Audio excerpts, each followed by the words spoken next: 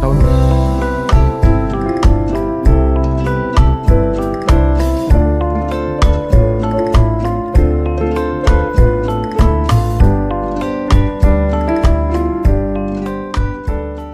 Assalamualaikum warahmatullahi wabarakatuh, sahabat sekalian. Sampai jumpa di Kopi Inspirasi. Sekarang saya ditemani Ustadz Abdul Jabbar. Ya, tadi Ustadz cerita beliau sudah 3 kali kalau haji katanya harus ke Singapura dulu. Sedangkan Ustadz, dilanjutkan Ustadz. Dulu tahun-tahun 2000-an ya. Itu 2000-an ya, Ustadz? 2000-an. Tahun-tahun 2000-an awal itu yang menguasai hotel-hotel di Mekah itu adalah travel besar di Singapura dan travel besar di Teluk. Sehingga kalau kita mau booking hotel untuk ONH Plus di Mekah itu, orang hotel udah habis, kalian beli di sini aja. Ke Singapura? Di Singapura ataupun ke Teluk. Nah, akhirnya saya datang ke sini. Ya, biasanya kalau saya datang sini, saya naik mobil sampai ke Pekanbaru. Oh ya. Dari Pekanbaru. Berarti pakai ferry ya? Enggak, saya naik pesawat dari sana ke sini. Kenapa? Karena kalau saya pakai paspornya Pekanbaru, saya kan nggak kena fiskal ke sini. Zaman fiskal dulu ya. Fiskal gitu. Nah, mereka ini sudah membooking 10 lantai, 20 lantai beberapa hotel di Musim haji ya? untuk musim haji. Jadi kan misalnya nih haji tahun depan, bulan Muharram itu sudah, kita bulan Muharram sudah tidak ada itu hotel itu, udah mereka booking setahun sebelumnya. Karena uangnya banyak ya di sini. Nanti mereka jualannya itu. Nah, yang membelinya travel Indonesia, travel dan travel Malaysia. Karena ONH Plus Indonesia itu tuh ONH Plus bukan plus banget. Abal-abal ya? Bukan abal-abal. Bukan abal. Jadi mereka di Mekah itu menjual hotel tuh 1 bulan. Tanggal 25 Zulhijjah sampai tanggal 25 Zulkaidah sampai 25 Zulhijjah. Ya betul. 25 Zulhijjah. Itu udah. Kalau kita mau beli sana, beli untuk 1 bulan segitu. Paketnya. Dia jualannya 1 bulan. 1 bulan. Berarti paket. bisa dipakai umroh dulu berarti ya? Nah, oleh saya itulah mereka itu mengketeng. Yang di sini aja tukang keteng dibagi 3. 10 hari pertama sebelum tanggal 4 Zulhijjah. Kemudian 10 hari kedua adalah tanggal 4 Zulhijjah sampai 14 Zulhijjah. Kemudian 14 Zulhijjah sampai akhir. Itu ada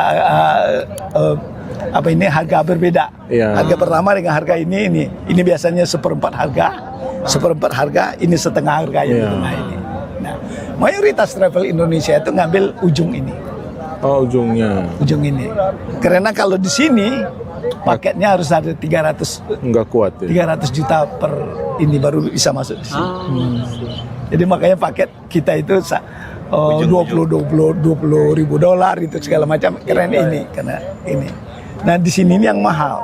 Sebab pada waktu ini dia harus menyewa 2. Nyewa hotel dan menyewa kemah. Di Arafah Mina. Kan Al-Muznah ya? Al-Muznah itu. Yeah. Itu Al-Muznah itu harganya mulai dari 9.000 rial per 1 orang sampai kepada 3.000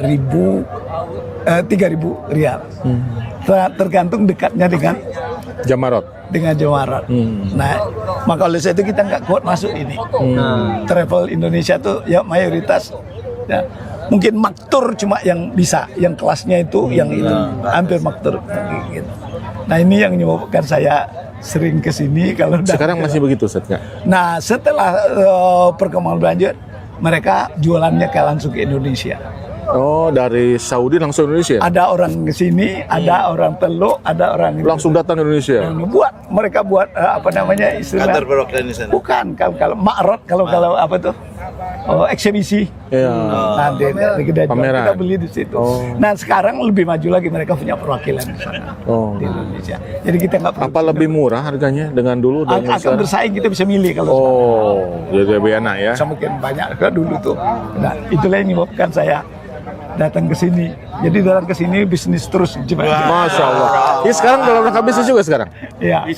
Masya Allah. Ini bisnis ini bagaimana bisnis kita berjalan maksudnya. Iya. Apa kesan Ustadz terhadap Singapura?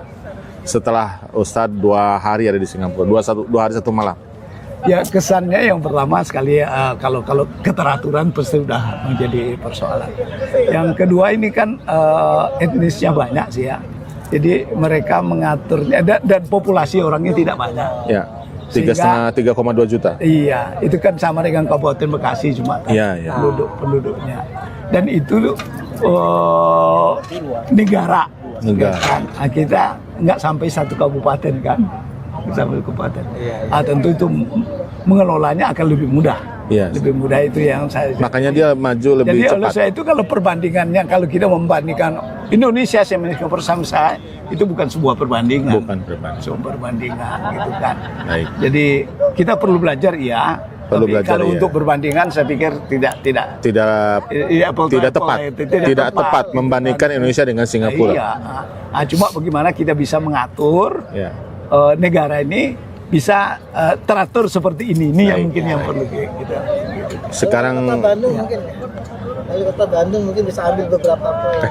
Iya, cuma kan kekuasaannya bagaimana? ya, gitu. kekuasaannya beda. Beda kekuasaan. Keleluasan Sekarang pembuatan yang sudah 5 kali, ya yang sudah 5 kali ke Singapura, apa kesan? tetap enakan di Indonesia. Tetap ke Indonesia. Ya. Kalau itu Kalau diajak lagi ke Singapura berangkat. Tetap jalan sih. Kenapa? Apa yang membuat mau sampai siap yang ke-6 kali ke Singapura? Apa yang Jadi buat setiap datang ke Singapura tuh ada yang baru. ada yang baru? ya. Jadi misalnya di Pulau Sentosa itu ada spot baru. Kemarin itu kan yang Ya. di Cewel itu kan juga spot baru ya. Oh. Nanti datang ke sini mungkin dia udah. Jadi punya Mas sesuatu. senang ke Singapura karena selalu ada yang baru. Ya. Ya, salah satu. Inovasinya Pak. Inovasi. Sekarang kita tanya 1,5 kali ya. 1,5. Yang 1,5 kali apa? 1,5 kali kan setengahnya hanya transit ya. Iya. Ya. Cuma Apa pelajaran apa? benar. Kuatnya Yang apa? paling penting di sini adalah semua bisa diatur. Semua bisa Dengan diatur. kekuasaan bisa diatur. Bukannya katanya semua di Indonesia juga bisa diatur. Lebih Beda. Di Indonesia itu semua bisa diatur. Cuma di sana diatur untuk untuk melanggar. Oh. Berbeda kalau ini untuk disiplin. Iya. Jadi tadi aja ngobrol ya, masih tetap di Indonesia masih enak. Lebih enak Indonesia ya. Enak, masih bisa melanggarnya masih ada. Ada space. Ada space kita untuk Masya Allah. berkreasi, Iya. ada space untuk berinovasi. Di sini katanya terlalu banyak peraturan ya. Iya udah langsung robot kan. Tapi sebagai sebuah nilai kita harusnya lebih besar dari ini untuk disiplin. Harusnya Cuma diambil dengan itu ya. apple to apple-nya. Hikmahnya belajar keteraturan, belajar disiplin ya. Literatur oke di Baik. sini. Dan saya pikir kita harus bisa memulai itu. Iya. Kita tanya Pak Menteri Ketenagakerjaan DPW, silakan. Di sini saya melihat ya sebuah keteraturan pertama. Jadi langsung melihat real ya. Jadi tidak hanya di medsos konon Singapura itu seperti ini. Tapi memang real ya. Dengan keberagaman etnis mereka bisa berpadu begitu, ada toleransi. Ya, Ada toleransi, ada kedisiplinan, ada keteraturan. Peraturan. Dan ini yang mungkin bisa bawa inspirasi kita di negara kita. Oke. Bahwa faktor ini hal yang penting. Terima kasih Faisan. Dari Bang Faisal yang kemarin sudah ikut pilkada tapi belum berhasil. Apa nih dapat hikmah apa dari Singapura? Yang jadi guide-nya itu orangnya banyak, cakap tuh. Macam Siapa namanya? orang Cina. Namanya siapa? Kuang ya. Oh, Kuang. Dia sampaikan orientasi secara umum bahwa ini negara profit, negara bisnis, Negara bisnis. mindset pemikiran masyarakatnya tuh benar-benar cuan. Cuan. Karena semua peraturan Boleh itu kita kan- sebut negara cuan. negara cuan karena semua aturan segala macam itu Ya. ujungnya karena dia ingin berkaitan dengan masalah keuangan. Jadi semua untung rugi. Mengatur ini itu saya lihat wah iya. Sampai tadi menyampaikan syarat orang mau nikah itu 5C. Itu isinya Cuman semua. Cuan semua. Salah satunya cuan, kartu kredit, kemudian punya komunitas polis. Iya, jadi luar biasa. Saya bilang bang begini, dia aja belum nikah. Belum. Pada usianya sudah Karena berat. karena tadi berat. Berat. 5C itu. Jadi maksud saya benar-benar Oke. di sini tuh benar-benar profit. Kalau mungkin itu aturan Oke. sampai ke sana itu mungkin Baik. pesan saya. Setahun